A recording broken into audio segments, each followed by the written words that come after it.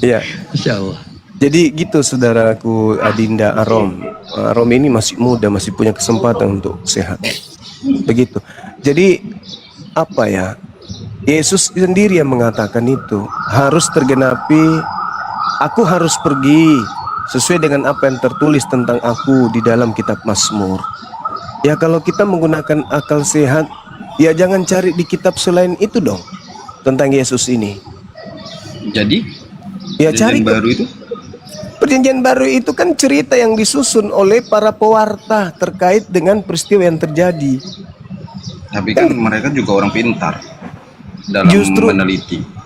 Justru itu kan cerita yang diceritakan dari orang-orang yang melihat sebelumnya, kisah sejarah sebelumnya.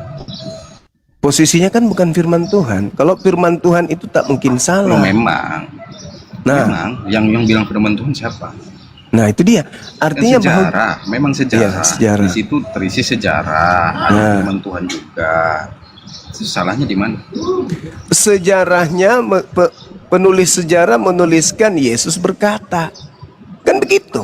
Harus aku pergi sesuai dengan apa yang tertulis tentang aku di dalam kitab Mazmur.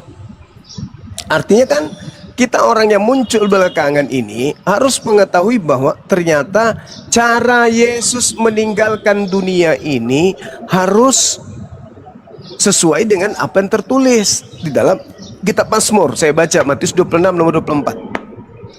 Anak manusia memang akan pergi sesuai dengan yang ada tertulis tentang dia. Yang ada. Pada saat Yesus mengucapkan ini, apakah kitab perjanjian baru itu sudah ada? Belum. Nah, yang ada adalah kitab perjanjian lama, betul?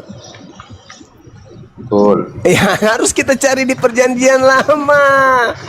Anak manusia memang akan pergi sesuai dengan apa yang ada tertulis tentang dia. Akan tetapi celakalah orang yang oleh anak manusia itu diserahkan. Adalah lebih baik bagi orang itu sekiranya ia tidak dilahirkan. Berarti yang celaka di sini adalah yang menyerahkan untuk disalib. Siapa itu yang celaka? Kalau ada yang menyerahkan, berarti ada yang diserahkan, Bang Dimas. Ya, menyerahkan anak manusia. Berarti ada yang diserahkan dong. Nah, ada pekerjaan menyerahkan. Ternyata ketika dia mencoba untuk menyerahkan, Tuhan kemudian melakukan pembalasan terhadap makar. Amsal 21 nomor 18. Kan Yesus mengatakan harus tergenapi apa yang tertulis tentang aku di kitab nabi-nabi.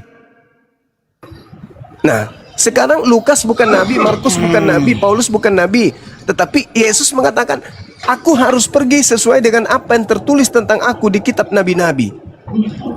Amsal berarti kena juga dong.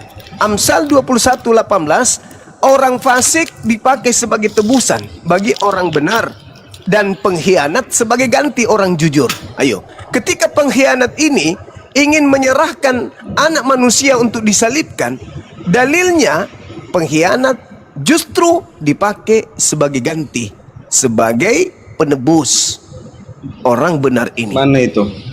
Amsal 21 nomor 18. Emang digantikan? Ya diganti dong. Diganti di situ. Orang fasik. Siapa orang fasik? Coba kita baca Amsal berapa? Amsal 17. Coba kita baca. Apa yang dituliskan di Amsal 17 tentang orang fasik ini? Di situ dikatakan apa? Orang fasik adalah menerima suap dari pundi-pundi untuk apa? Untuk membelokkan jalan hukum. Jalan hukumnya apa? Hukumnya apa? Jangan kau membunuh orang yang benar. Dibelokkan, bunuhlah orang benar. Amsal 17:23, orang fasik adalah menerima suap. Siapa yang menerima suap? Yudas.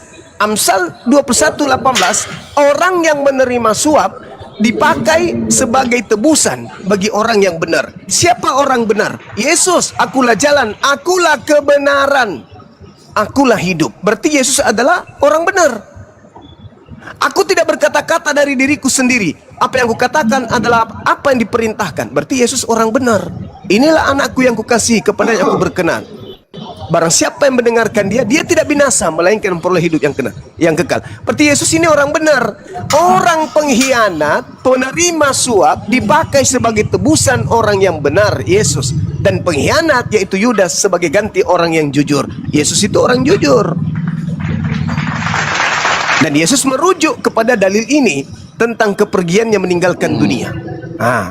Ayo, gimana dong? Tapi gini bang, nggak ada secara eksplisit di situ Yudas menggantikan.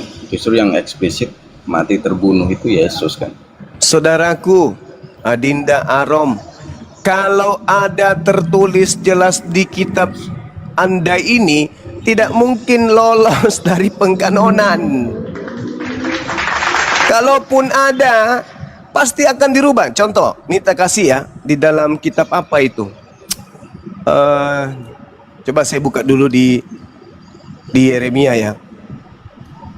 Apa yang tertulis di sana? Bukan di Yeremia. Tertulis di dalam kitab saudara, bagaimana syarat dengan kepentingan ketika kita berbicara tentang kebenaran. Jadi Bible dialihfungsikan kemudian untuk kepentingan. Kita lihat kemudian di dalam pengajaran yang ada di dalam cara-cara terjemah yang di dalam Bible saudara. Kita lihat di sebuah data di Yeremia atau di dalam Yehezkiel 34. Yehezkiel 34 nomor 16. Ini cara-cara bahwasanya Bible itu diterjemahkan syarat dengan kepentingan. Kita lihat Yehezkiel 36. Mungkin Anda bisa baca nomor 16-nya. Yang hilang akan kucari, yang sesat akan kubawa, yang luka akan kubalut, yang sakit akan kukuatkan, yang gemuk dan yang kuat akan kulindungi. Yang gemuk akan kulindungi. Orang gemuk enggak terima ini kalau bukan kulindungi. Padahal dalam bahasa Ibraninya di situ aslinya adalah somad. Somad artinya kupunahkan atau kubinasakan. Nah, karena mungkin penerjemah di lembaga Bible Indonesia orang rata-rata gendut perutnya mungkin, maka gendut itu, orang gemuk itu kulindungi, padahal harusnya dan orang gemuk akan kubinasakan. Nah, mereka kemudian menggantikan binasa menjadi kulindungi. Jadi kalau ada kata secara langsung dikatakan Yesus itu tidak disalibkan alias mati, tidak mungkin diloloskan oleh lembaga Bible Indonesia, nggak mungkin. Pasti Ya, sudah diganti. Nggak ada berarti. Kalau ada pasti sudah Ya, diganti. berarti nggak ada. Ya, berarti tadi nggak ada kan? Tadi kan sudah saya jelaskan. Yesus sendiri mengatakan harus tergenapi apa yang tertulis tentang aku. Tuh di Matius 4, Lukas 4. Yesus, jika engkau adalah anak Tuhan, jatuhkan dirimu ke bawah sebab ada tertulis tentang engkau. Iblis sudah membuka bocorannya. Bahwa Tuhan akan datang melalui malaikat. Dia mengutus malaikatnya untuk menatang engkau di tangannya agar kakimu tidak terantuk kepada batu. Ada nggak tertulis itu betulan? Ada di Mazmur 91. Nah, iblis mengatakan itu kan pencobaan.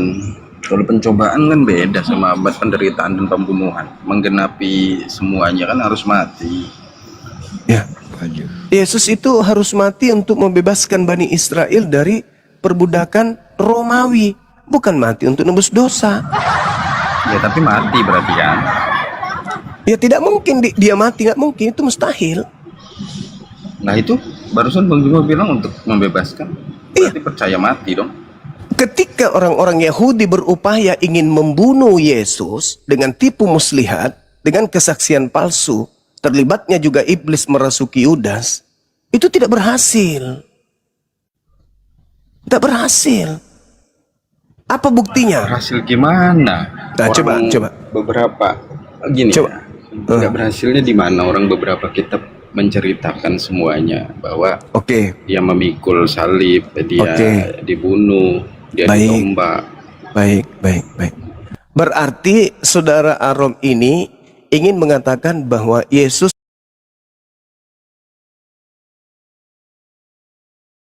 katakan bahwa Yesus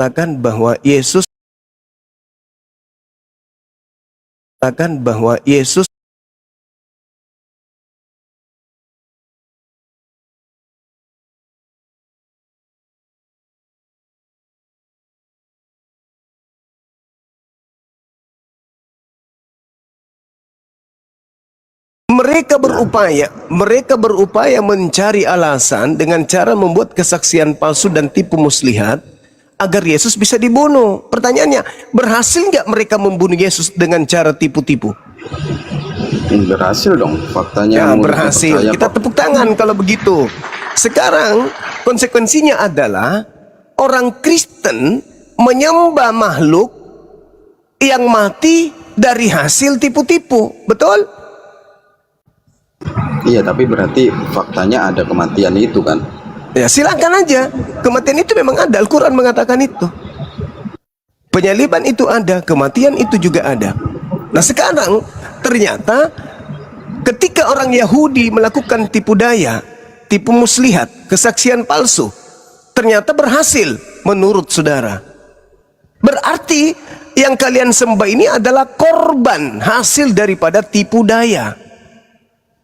Kristen menyembah makhluk korban tipu daya. Kan begitu? Bukan untuk menebus dosa. Iya, tapi di luar dari konteks itu, faktanya berarti ada kematian Yesus kan? Yes, betul, ada kematian. Benar itu. Al-Quran juga mengakui itu. Tapi yang mati ini adalah bukan Nabi Isa, bukan Yesus asli. Dari mana orang murid-muridnya berbicara seperti itu semua kok? Di Petrus Markus 1. 16 nomor 12.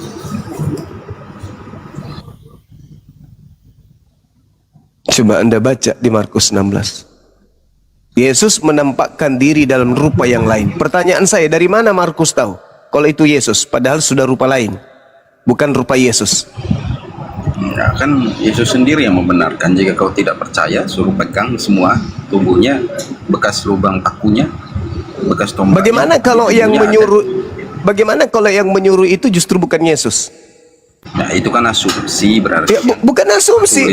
Murid-muridnya tidak percaya. Murid mengaku melihat hantu. Murid tak percaya. Pada akhirnya percaya kan? Ya, pada akhirnya percaya. Kenapa? Karena Yesus sudah menubuatkan itu. Matius 24 nomor 24. Kristus palsu akan melakukan tanda dahsyat. Apa tanda dahsyat itu? Keluar dari kubur, bangkit dari kematian.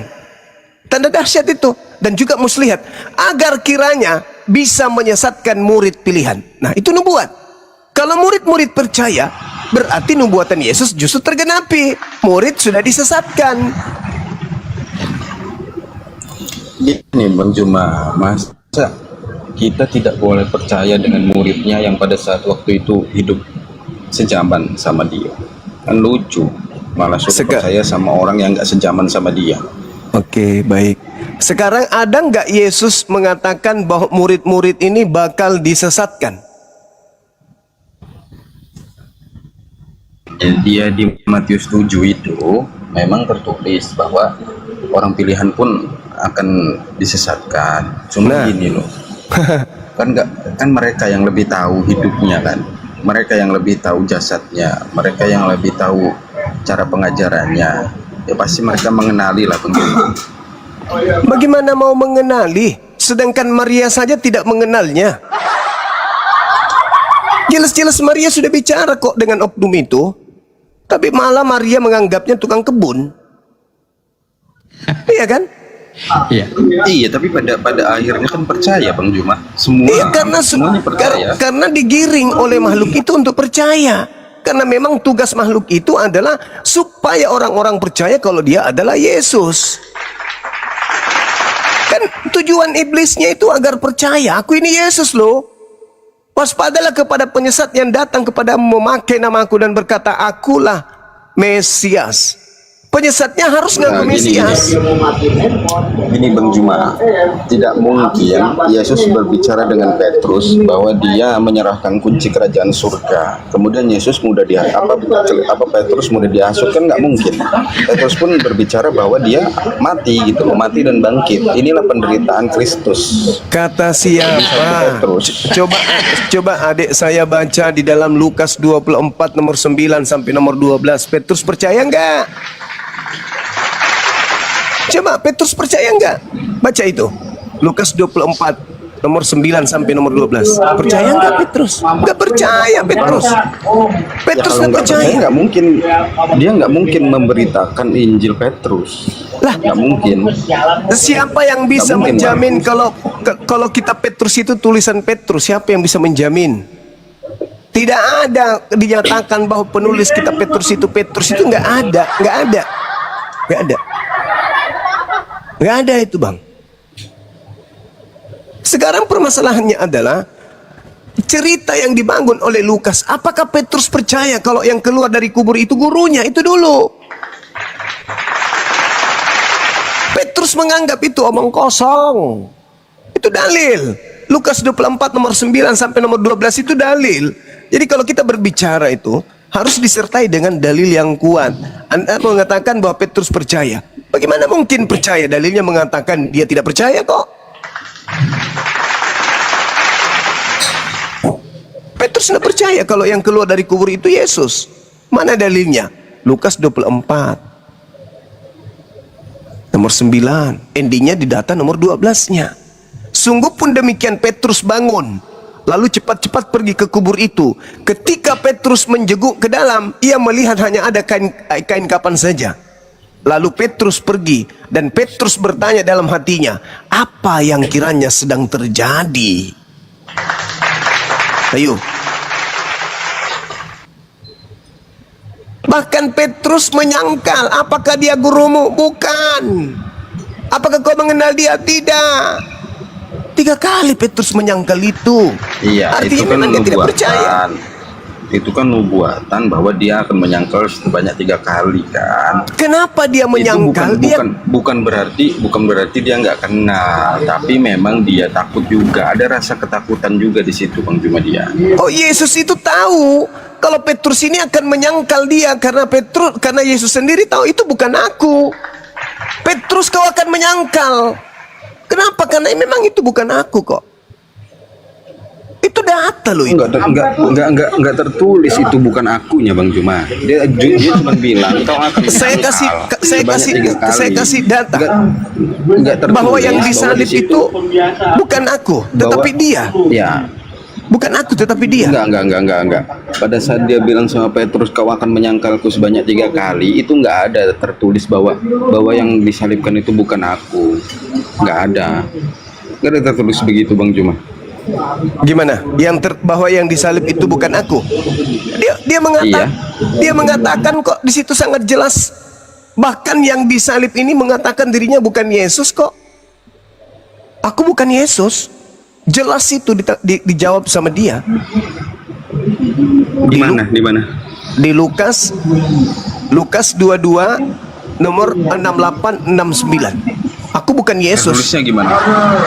Ketika imam kepala menyidak, apakah engkau Yesus, Mesias, anak Elohim? Apa jawabnya? Engkau yang mengatakannya kok. Ya, engkau yang mengatakannya, bukan aku. Iya. Sekarang juga Iya. Yesus di mana? Sekarang juga Yesus duduk di mana?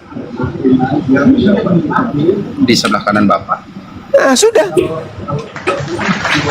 Iya, tapi dia nggak mengatakan secara eksplisit bahwa aku bukan Yesus, tapi Nah, itu kau sendiri yang mengatakan. Dengan dia mengatakan bahwa Yesus sekarang ini sudah duduk di atas langit, berarti yang duduk di bumi yang sedang disidang itu bukan Yesus. Memang Yesus ada berapa?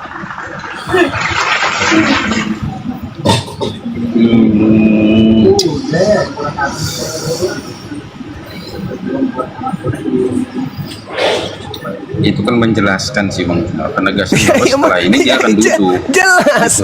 Karena Yesus sudah ada di langit, maka yang menjelaskan yang bukan Yesus ini. Apakah engkau Mesias, anak Elohim? Kau sendiri yang mengatakannya. Apalagi gunanya aku bertanya, apalagi gunanya aku menjawab. Mulai sekarang Iya. Yesus sudah duduk di sebelah kanan. Berarti kan yang bertanya itu udah tahu bahwa itu Mesias kan. Kalau dia tahu itu Mesias, justru tidak mungkin bertanya, langsung babat. Mereka justru ragu. Namanya pengadilan kan mengkonfirmasi oleh orang yang akan diadili. Bagaimana ceritanya pengadilan bertanya, apakah engkau Yesus? Jadi konfirmasi. Konfirmasinya kan dari awal itu sudah terjadi. Siapa yang engkau cari? Yesus dari kota Nazaret. Dari situ aja udah ketahuan bahwa ini yang ditangkap ini bukan Yesus. Sekarang coba lihat di data nomor 3334-nya, 4344-nya di Lukas 22 itu. Yesus berdoa kan, Bapa biarlah cawan ini berlalu, tapi bukan atas kehendakku, iya kan? Tapi atas kehendakmu. Sekarang pertanyaan saya, apakah Bapak berkehendak menyerahkan Yesus? Bukan berkehendak, tapi memang sudah digariskan seperti itu Bang. Kalau digariskan, siapa yang menggariskan? Wah, anak manusia datang bukan untuk dilayani Bang cuma. Tetapi untuk menggenapi semuanya. Nah, itu mulai. Kalau berbicara mengenai penggenapan, yang digenapi itu Torah. Bukan ajaran pagan yang digenapinya, tapi Taurat. Sekarang Yesus mengatakan apa? Kehendakmu yang berlaku. Apa setelahnya? Data 44-nya. 45. Maka seorang malaikat dari langit turun memberikan kekuatan. Untuk apa kekuatan itu diberikan kepada Yesus? Untuk disalib. Ya, untuk disalib. Kekuatan itu diberikan oleh malaikat kepada Yesus untuk disalib atau untuk meluncur ke alam yang lain, yaitu ke langit. Untuk diberikan kesabaran bahwa dia datang memang tujuannya untuk itu dan untuk mengalahkan maut. Ini akal-akalan ini akal-akalan. Saya ulang lagi. Bukan gini Bang. Yesus diberikan kekuatan. Gimana? Anak manusia mati, kemudian mengalahkan maut, kemudian bangkit. Itu udah ada tertulis begitu, Bang. Saya gini saudaraku, gini. Yesus berdoa supaya dia diselamatkan oleh Bapa. Bapa mengutus malaikat. Malaikat ini memberikan kekuatan kepada Yesus. Kekuatan itu dipergunakan untuk disalib atau untuk terbang ke langit. Untuk disalibkan. Ada berapa banyak orang disalib tanpa diberi kekuatan oleh malaikat?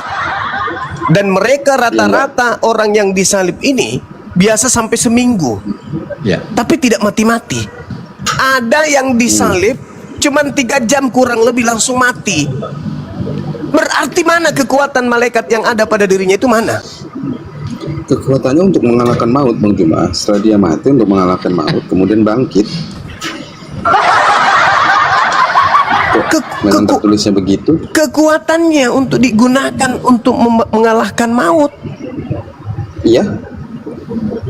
Di mana ada cerita kemudian bahwa malaikat ini memberikan kekuatan kepada mayat untuk kemudian bisa hidup? Tidak ada itu, Bang. Tidak ada. Itu karangan asumsi doang. Yang benar adalah apa yang iblis kemudian katakan kepada Yesus, malaikat akan datang untuk menatang engkau di tangannya agar kakimu tidak terantuk kepada batu. Malaikatnya mengantarkan. Itu pencobaan.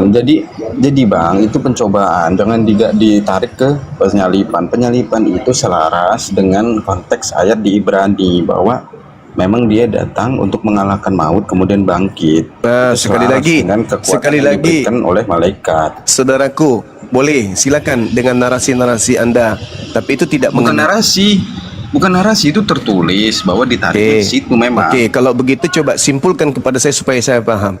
Menurut Yesus, dia harus pergi berdasarkan yang ada dalam kitab Mazmur atau di kitab Ibrani. Menurut Yesus nih.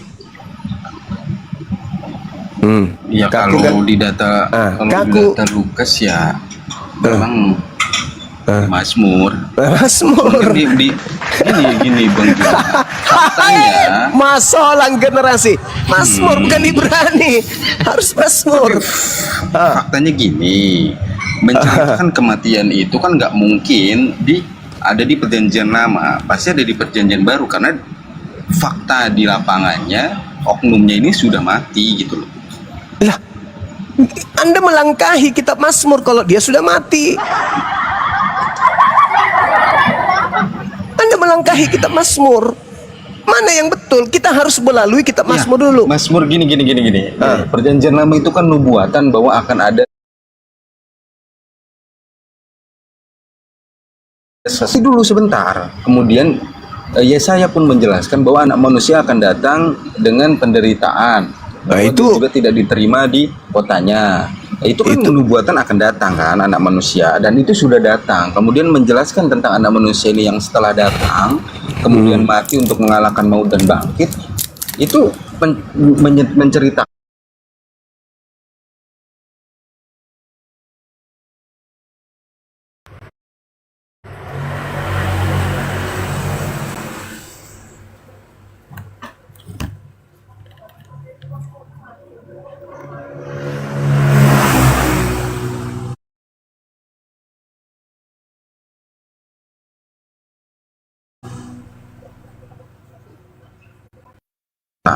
nah diterangkanlah di perjanjian baru, Bang Juma. yang namanya nubuatan itu ramalan.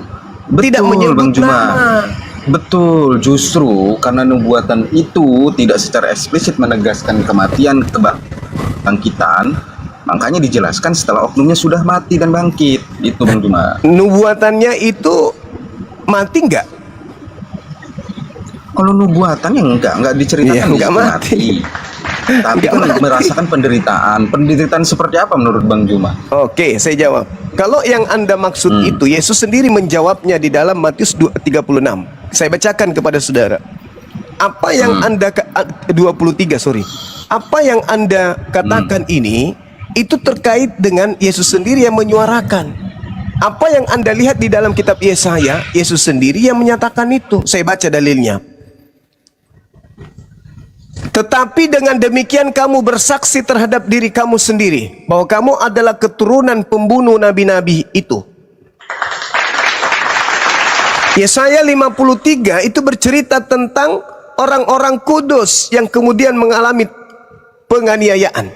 Yesus menceritakan, jadi penuhilah juga takaran nenek moyangmu. Hai ular-ular, hai kau keturunan ular beludak, bagaimanakah mungkin kamu dapat meluputkan diri dari hukuman neraka? Sebab, lihatlah, aku mengutus kepadamu nabi-nabi. Di sini tidak ada kata aku di original teksnya. Dan orang bijaksana dan ahli Taurat. Separuh di antara mereka akan kamu bunuh dan kamu salibkan. Yang lainnya akan kamu sesah di rumah-rumah ibadatmu dan kamu menganiaya dari kota. Inilah yang diceritakan. Inilah yang diceritakan di dalam Yesaya. Nabi-nabi yang dianiaya, yang disalibkan, yang telah dibunuh. Berarti poin itu termute. Yesus pun harus menderita berarti Bang Juma. Oh tidak, salah. Itu keinginan saudara. Enggak, nanti dulu. Ketika Bang Juma bilang Yesus harus tidak mati dan terangkat langsung tanpa penderitaan dan penganiayaan, berarti nubuatan itu tidak terjadi Bang Juma, bahwa anak manusia harus menderita. Saudaraku, ketika Yesus diangkat sebelum penderitaan itu, berarti nubuatan itu tidak terjadi. Baik. Anda membaca dalil bahwa Yesus akan teraniaya itu di mana dalilnya? Di mana dalilnya? Saya? Oh, iya. Di kitab Yesaya. Saya bacakan ya. Saya bacakan. Yesaya jangan 1. Dari pertama. Jangan dari pertama. Penglihatan yang dilihat oleh Yesaya bin Amos tentang Yehuda. Jangan di pertama. Jangan di pertama. Ngapain dari pertama? Ngapain dari pertama? Pendeta. Jangan dari pertama. Jangan dari pertama. Aduh. Aduh, Masya Jangan dari Allah. pertama, Bang Juma. Tidak bisa. Ini- Ini bercerita Ini di bawah. dari data Ini di Yesaya bawah. 1 sampai Yesaya 66. Ini di bawah ada jemaat saya nonton juga. Jadi pembuktian pembuatan itu, tolonglah. Jadi gini, bukan masalah takut, bukan masalah takut. Gini, maksudnya gini, mereka kan nggak pernah membaca nubuatan itu dari ayat 1. Nggak perlu lah kita dari ayat 1 mengkonfirmasi kebenaran itu. Langsung aja intinya. Jahat kali kau Kepanjangan rupanya ya. lama. Jahat rupanya Bukan, dirimu ya. kepanjangan lama gitu loh. Rupanya Ini saya saudara suruh saya, naik adik saya ini ternyata jahat saya juga di rupanya. DM, saya di DM suruh naik perihal nubuatan kematian. Jangan ke satu segala kau Parah ini, bawa-bawa. Parah. Nanti banyak juga nanti pertanyaan. Udah banyak kali pertanyaan ke Bang Juma. aja dulu lagi. Jangan kau nambah pertanyaan-pertanyaan longor yang harus cari literasi dan teologinya. Aduh, saudaraku. Langsung aja Masya Allah. intinya kan ada di situ. Jadi gini, jadi Yesaya 1 ini membahas tentang keadaan raja-raja Yehuda dan Yerusalem. Jadi Yesus enggak itu loh, bukan itu, langsung aja. Jadi Yesus itu menceritakan Bukan tentang itu. itu. Yang dikatakan di dalam yang dikatakan dalam Yesaya 53 itu diceritakan oleh Yesus. Yesusnya mengatakan, bagaimana mungkin engkau akan meloloskan dirimu dari api neraka? Sebab separuh dari raja-raja, nabi-nabi, orang-orang benar, ahli Torah yang diutus ini kau bunuh dan kau salibkan. Itulah yang dinubuatkan dalam Yesaya 53. Dan Yesus terlepas daripada itu. Begitu adikku. Jadi jelas ini adalah satu pembodohan. Kenapa saya katakan satu pembodohan? Coba konsentrasi dulu. Baca di dalam Yohanes 11. Bagaimana Imam Kayafas bernubuat tentang Yesus. Itu baru betul. Jadi nubuat tentang Yesus itu bukan di dalam kitab Yesaya. Nubuat tentang Yesus itu ada di Yohanes 11 nomor 45 sampai 57. Itu Imam kepala Kayafas bernubuat tentang Yesus bahwa Yesus harus mati untuk bangsa Israel agar salah itu. bangsa Salah, Israel salah. tidak Salah, itu dirampas nggak begitu. oleh penjajah Nggak Romawi. begitu. Tidak begitu. Jadi gini, yang benar itu ada di Yesaya. Nubuatan itu ada di Perjanjian Lama. Kalau itu Iya, kan iya, memang iya. nubuatan secara paksa oleh Kayafas. Itu aja sih. Masalah generasi. Bagaimana adik ini mengatakan itu secara paksa? Sedangkan di situ dikatakan begini. Hal itu dikatakan oleh Kayafas bukan dari dirinya sendiri. Kalau bukan dari dirinya sendiri, lalu dari mana? Ini penting. Ini sebenarnya satu materi yang harus saya bahas ke depannya terpisah. Tapi nggak apa-apa. Saya ingin bertanya nih. Mumpung ada jemaat ada ini di bawah. Hal itu Gak usah Bang Juma, saya ini mau ada perlu. Thank you Bang Juma ya. ada. ini tema. Itulah Pak Pendeta. Ini Bang tema Arum, sebenarnya. Tema Lain yang kali WA akan, dulu. ini tema yang akan saya angkat terpisah. Saya akan mengangkat di dialog-dialog berikutnya terkait Yohanes 11 nomor 51 ini. Di situ dikatakan hal itu dikatakan oleh Kayafas dalam nubuatannya, bukan dia mengatakan dari dirinya sendiri. Jadi Kayafas bernubuat tentang Yesus mati untuk bangsa Israel agar tidak dibunuh agar bangsanya tidak dirampas oleh Romawi. Itu Kayafas berbicara bernubuat itu bukan dari dirinya sendiri, lalu dari mana? Hanya ada dua kandidat, dari Elohim atau dari iblis. Ayo. Wow. Kalau dari Elohim berarti Yesus ingin dibunuh.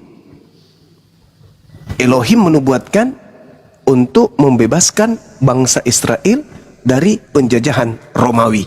Kalau dari Elohim berarti nubuat mati Yesus karena dosa waris gugur. Karena Elohim ternyata memberikan wahyu kepada Kayapas bahwa Yesus harus mati untuk membebaskan bangsa Israel dari perbudakan Romawi. Kalau dari Elohim. Kalau bukan dari Elohim, berarti dari iblis. Ayo. Kayapas kemudian mendapatkan ilham dari iblis, Yesus harus mati untuk bangsa Israel agar bangsa Israel terbebas dari penjajahan Romawi. Dan nubuatan iblis ini tergenapi. Apa itu? Yesus mati di salib. Yesus mati di salib itu wahyu dari ilham dari iblis atau dari Tuhan? Dari iblis. Berarti Kristen menerima hadiah dari berat itu, berat. Kayapas ini bernubuat bukan dari dirinya sendiri. Lalu dari mana? A, dari Tuhan. B, dari iblis. Itu tema yang terpisah. Kalau ada waktu silakan pendeta pastor yang jago, yang pernah sekolah STT naik, tentukan waktu kapan untuk membahas tema ini. Nabi Muhammad menerima nubuat, penglihatan-penglihatan tentang alam semesta, tentang akhirat, tentang hari pembalasan, tentang hari yang setelah beliau, sebelum beliau, itu dari Roh Kudus. Sekarang Kayapas menerima ilham, bernubuat Yesus harus mati untuk bangsa itu, dan bukan hanya untuk bangsa yang ada di situ Israel, tetapi juga untuk anak-anak Yakub dikumpulkan agar bersatu, agar tidak bercerai-berai. Ini nubuatan Kayapas diterima dari iblis atau dari Elohim. Berat sekali, berat. Saya butuh orang yang paham Bible. Ini saudara saya, adik saya Arom paham Bible. Sayangnya dia membatasi saya. Jangan bahas itu Bang Suma. Jangan buka itu Bang Suma, please. Karena dia sudah tahu. Yo, saudara Arom ini ngerti, dia paham. Beliau cerdas, dia paham. Cuman karena faktor ekonomi aja takut miskin beliau. Dia paham. Nah sekarang Kayapas ini bernubuat. Nubuat yang dibangun oleh Kayapas, Yesus harus mati untuk bangsa Israel. Dan bukan untuk bangsa Israel saja yang ada pada saat itu, tetapi juga untuk mengumpulkan dan mempersatukan anak-anak Elohim yang bercerai-berai. Berarti mengumpulkan Bani Yakub yang sudah tersiar ke seluruh penjuru bumi.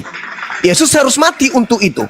Nah, kematiannya ternyata karena faktor ekonomi politik, bukan karena faktor dosa waris. Nah, kalau kematiannya karena faktor ekonomi politik, geopolitik, berarti Tuhan Elohim, Tuhan yang benar, bernubuat Yesus harus mati bukan untuk dosa waris, tetapi untuk membebaskan bangsa Israel dari geopolitik. Nah, itu kalau dari Elohim. Bagaimana kalau bukan dari Elohim? Dari iblis berarti. Ayo. Aduh, hancur sehancur-hancurnya. Hancur. Game over. Itu tema, dan mungkin Adinda bisa kembangkan, sahabat-sahabat muslim mungkin sudah pernah menemukan tema ini, tetapi bisa diulang lagi, dipelajari dulu kisi-kisinya, referensinya, habis itu diangkat. Itu sangat bagus tuh. Orang-orang kita, saudara-saudara kita yang kita kasih Kristiani, kalau mendengarkan itu dan kita mampu untuk mengurai secara ilmu logika, mantik dan seterusnya, insya Allah mereka banyak akan mendapatkan pencerahan. Kalau hari ini mereka tidak mu'alaf, paling tidak posisinya sudah seperti saudara Arom, sudah takut membahas tentang Bible karena tahu bahwa double kosong yang ada pada diri mereka itu ada di Bible-nya. Saya kira begitu, saudara-saudaraku, sahabat-sahabatku. Saya ada kegiatan. Ini sudah hampir pukul 10. Saya izin undur diri, tapi saya tetap di sini. Komal saya tetap di sini. Sekali-sekali saya nyimak karena saya lagi mengendarai kendaraan. Saya serahkan kepada Dinda Felix, Akhi Saiful dan yang lain, Bang Baal. Saya TikTok. Ada Bang Wan juga di sini. Silakan dilanjutkan. Waalaikumsalam warahmatullahi wabarakatuh. Iya, silakan, sehat, alhamdulillah. Silakan dilanjutkan, diambil alih, sahabat-sahabat, rekan-rekan. Kalau ada kata-kata yang kurang berkenan, saya mohon maaf. Subhanakallahumma bihamdi, asyhadu an la ilaha illa anta, astaghfiruka wa atubu ilaih. Salam tauhid, salam satu Tuhan. Jayalah Islam kita, jayalah Indonesia kita. Silakan. Waalaikumsalam. Hati-hati Bang Zuma. Baik, Karena Abang. udal Terima kudus kasih. nanti. Iya, itu yang harus dihindari, udal kudus itu. Kudus nyasar. Iya, iya, iya, iya. Bahaya, bahaya. Lanjut, lanjut, lanjut. Iya, iya. Bang Wan, assalamualaikum Bang Wan.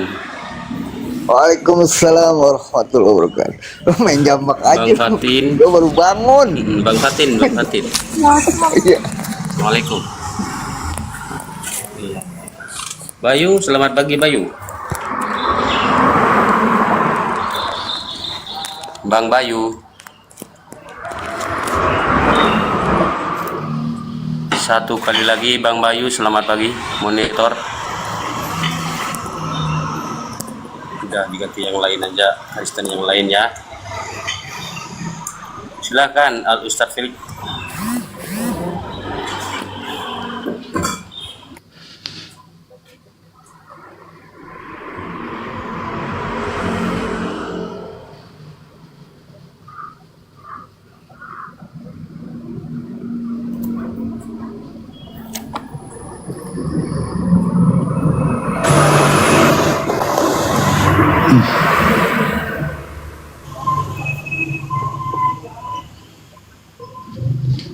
Shalom Kucang. Ya, salon salon, Junet, salon. baru muncul kamu Junet. dipanggil-panggil dari tadi, tidak mau naik kalau dengan ada gerunda itu bicara. Kamu sekarang tidak bicara, baru kamu muncul ya. Udah, betul-betul kau ini. Sedang sibuk Kucang. Gimana Junet? Takut hilang Ya, pertemuannya, apa kabar Cang? Seperti Baik-baik pengarang. saja Cang, baik-baik saja. Gimana Baik. kabarmu Cang? Ya, alhamdulillah Puji baik. Baik, Tuhan. Junet. Ya, mantap Iya, saudaraku yang terkasih. Lanjut Kucang. Iya. Monitor Beritakan Injil walaupun dengan maksud yang tidak bagus, tak masalah Kucang.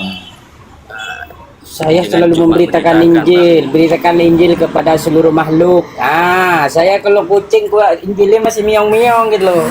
Yang susah aku beritakan Injil itu, Injil yang kau ngaku-ngaku Injil dalam kitabnya namakan Injil itu beritakan kepada Kristen. Ngamuk-ngamuk dia, kalau diberitakan langsung dia melunjak menggonggong kayak herdernya. sebentar Bang Kucang. Bala. Sebentar Bang Kucang. Bang Ya. Baal monitor. Bang Baal monitor. Silakan. Ya. Ke ganda. Monitor. Nggak ada yang monitor. Ustaz Oke, silakan Junet. Apa pertanyaannya? Ini ada. Apakah Tuhannya Kristen tuh iblis? Silakan, gue jawab tuh. Itu. Ini Junet, aku turun Junet. dulu ya, Mas. Aku ada perlu dulu. Itu fitnah Kucang. Kalian suka berdusta, itu yang saya nggak sanggup diskusi dengan kalian. Oh iya, Bang Suka Wan. dusta kalian tuh Terima kasih, sungguh Bang Wan. luar biasa. Itulah kalau udah diajarin berdusta, jadi semua umatnya berdusta. Jadi nggak sanggup ngelawan orang yang suka berdusta itu Kucang. Bagus kami mengalah sajalah. Mengalah bukan untuk kalah, tapi mengalah untuk menang.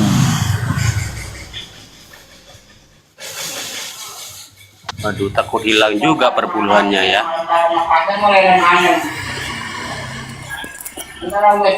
Ya, Bang Al Karim ini Islam atau Kristen? Tolong dijawab dulu. Kenapa mau diuji? Sedangkan Al-Quran itu sudah suci.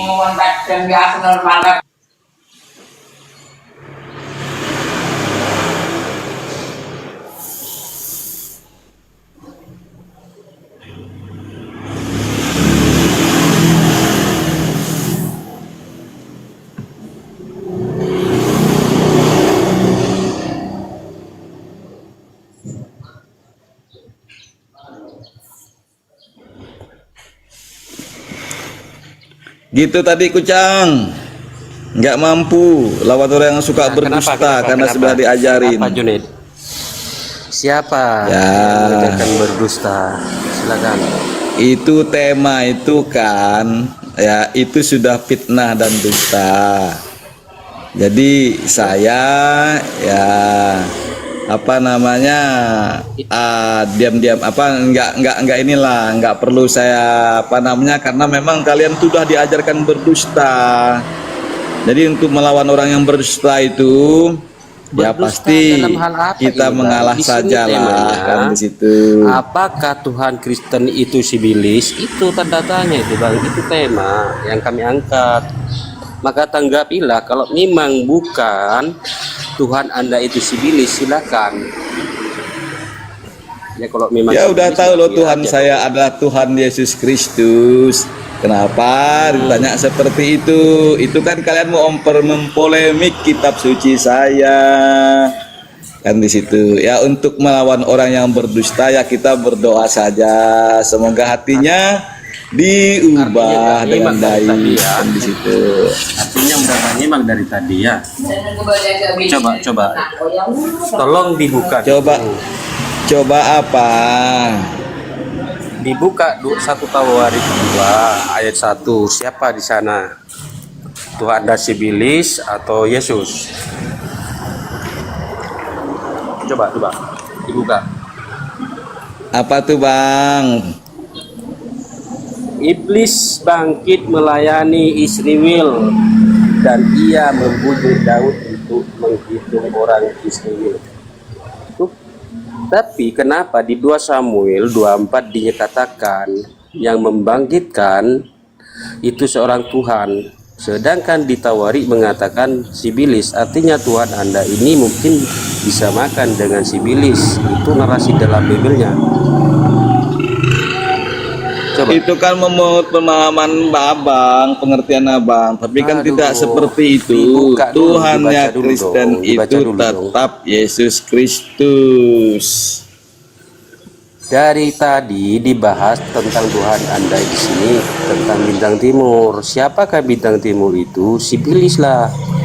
Dan dikatakan di 2 Samuel dia menyatakan, atau 1 Tawarik 2 dikatakan sibilis bukan melayani Israel. Apakah Tuhan Anda itu sibilis atau bukan? Bukan. Loh, kenapa kok sibilis yang membangkitkan dan melayani Israel? Nggak ada seperti itu. Waduh, baca Bibelnya dong, 1 Tawarik 21. Silakan dibaca. Makanya Anda sebagai pendeta jangan seperti Bang Arom tadi, disuruh tutup mulut Bang Suma, takut ketahuan oleh jemaatnya kan. Coba baca dulu dong, biar kami tidak dikatakan berdusta. Silakan. Oh. Kalau di bawah kitab 1 Tawarik itu kan memang ada iblis membujuk Daud untuk melakukan sensus pada saat itu, ya kan? Di situ. Memang ada di situ. Ya kenapa pula? Tapi bukan berarti Tuhan kami iblis. Ya itu. Tapi di 2 Samuel dikatakan pada perikop yang sama,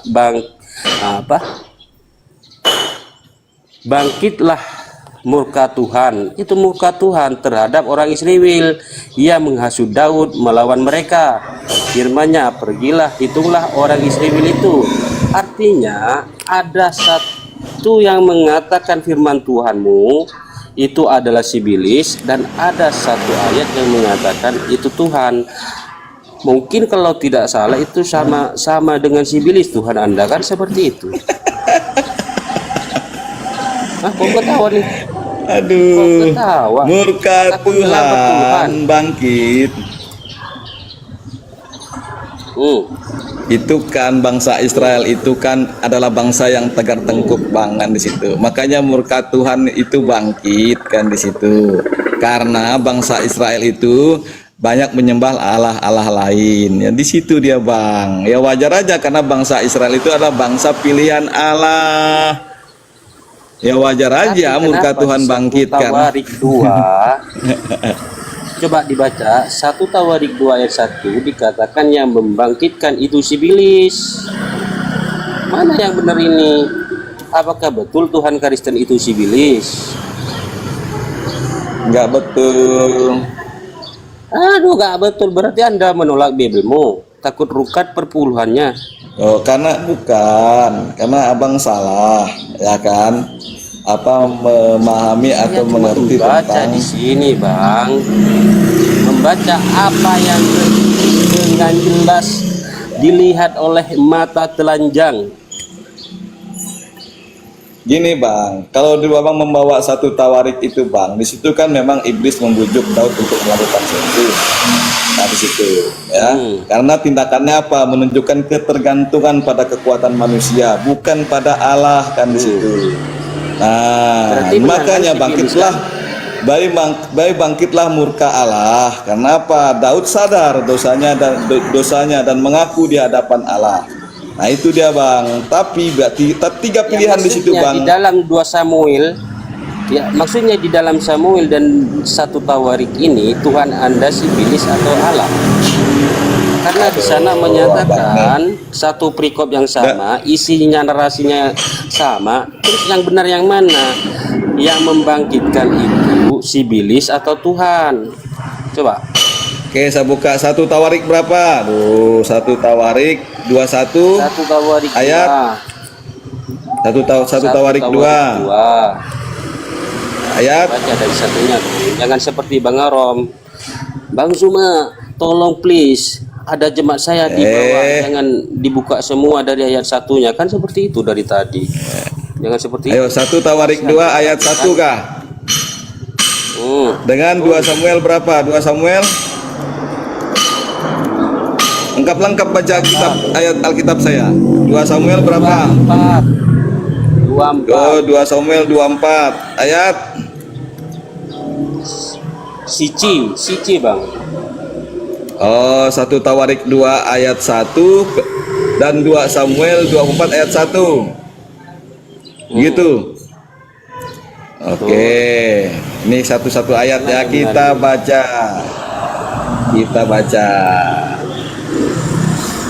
Saya buka Alkitab saya.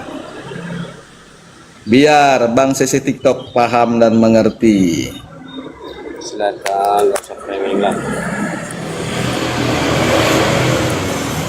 Yang nggak ngerti Anda dari tadi kok malah dilemparkan kepada kaum muslim yang nggak pernah jangan dinubuatkan framing untuk lah. botol. Yang Satu Tawarik. tertulis di dalam Biblemu itu adalah pengikut Kristus yang dikatakan botol. Jangan lemparkan kepada kami. Seperti itu Bang. 1 Tawarik 2 ayat 1. Inilah anak-anak Israel, Ruben, Simeon, Lewi, Yehuda, Isakar, Zebulon. Nah ini 1 Tawarik 2 ayat 1. Lalu 2 Samuel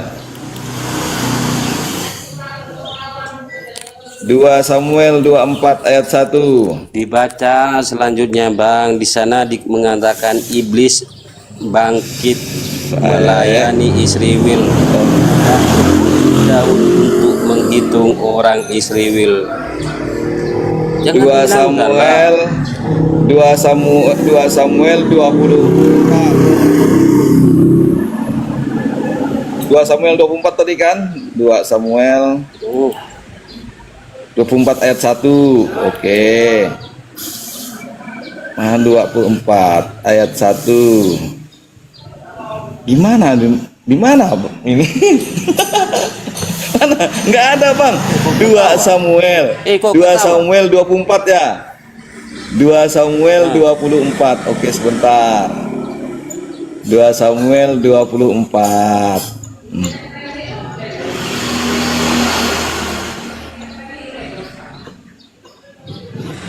2 Samuel 24 ayat 1. Bangkitlah pula murka Tuhan terhadap orang Israel. Ia menghasut Daud melawan mereka. Firman-Nya, pergilah, hitunglah orang Israel dan orang Yehuda. Itu. Lalu? Tapi kenapa di Tawarik 2 ayat 1 dikatakan iblis yang membangkitkan dan melayani Israel? Artinya apa? Di situ mungkin Tuhan Anda itu si Bilis, bukan Allah. Begini. Kan seperti itu. Begini Bang. Begini Bang, ya kan? Ini kan kalau orang Kristen melihat ayat yang Abang bawa ini adalah sudut pandang yang berbeda kan di situ ya. Jadi Alkitab kami ini sering menampilkan Alkitab kami ini kan sering ya kan menampilkan dua lapisan penyebab. dengar dulu ya kan, ya, Ya, penyebab silakan. ya penyebab langsung kan di situ ya, iblis dialah yang membujuk Daud, sama seperti Ayub dicobai oleh iblis kan di situ. Nah, penyebab tertinggi, dengar dulu, makanya saya katakan Alkitab kami ini sering menampilkan dua lapisan penyebab tentang Yang kedua ayat itu. terkontradiksi. Nah, penyebab tertinggi bukan kontradiksi, bukan. Jadi penyebab tertinggi itu adalah kedaulatan Allah kan di situ. Apa sebab? Baik. Tuhan Kalau memang mengizinkan di sana karena Anda tidak Dengar. mengatakan kontradiksi, kalau Anda di sana tidak mengatakan kontradiksi, yang mana yang benar ini, si Bilis atau Tuhan? Silakan. Benar, Tuhan yang benar di situ, karena Tuhan mengizinkan, karena murka Tuhan atas Israel itu. Allah tidak menciptakan dosa tapi mengizinkan pilihan manusia berjalan. Nah, itu dia bang. Makanya Allah kami itu memberikan kehendak bebas, free will kan di situ. Itu dia bang. Walaupun Allah berdaulat, iblis yang bertindak, manusia yang bertanggung jawab. Itu intinya bang. Ayat itu. Aduh, gimana? Kalau unit ini mengatakan ayat sucinya tidak kontradiksi, terus yang mana yang benar Tuhan Anda, si Bilis atau Tuhan? Udah saya. Aduh, rungkak nanti perpuluhan ini ya. Nggak ngerti-ngerti ya. Pertanyaannya, Dengar bang. Tuhan Anda menurut Samuel itu Tuhan yang benar atau Allah, atau menurut 1 Tawarik 2 yang dikatakan dia si Bilis yang membangkitkan dan melayani Israel? Mana yang benar ini? Kalau Anda mengatakan tidak kontradiksi, tolong Dengar, Bang. dijawab, silakan. Oke, udah saya jawab tadi bang. Ya kan, tidak ada kontradiksi di sini. Ya, mana yang benar? Ya kan? Kalau tidak Alkitab ada memang sering kontradiksi, yang mana yang benar? Dua-duanya benar bang, dua-duanya benar di situ bang. Waduh, Ya kan, dua-duanya artinya benar. kalau Anda sudah Ya. mengatakan dua-duanya Dengar yang dulu, benar, Bang. artinya Tuhan Aduh. Anda itu si Bilis dengan Allah, seperti itu. Dengar, tetap kita ambil maknanya di sini bang. Udah saya bilang tadi ya kan, di dalam 1 Tawarik ya, itu penyebabnya langsung di situ adalah iblis. Dialah yang membujuk Daud kan di situ. Sama seperti Ayub bang, tahu nggak Ayub? Kisah Ayub dicoba iblis dan situ. Tetapi kedaulatan tertinggi bang itu hanya kepada Tuhan. Ya, nah karena Tuhan mengizinkan murka atas Israel. Nah, berarti Tuhan tidak menciptakan dosa.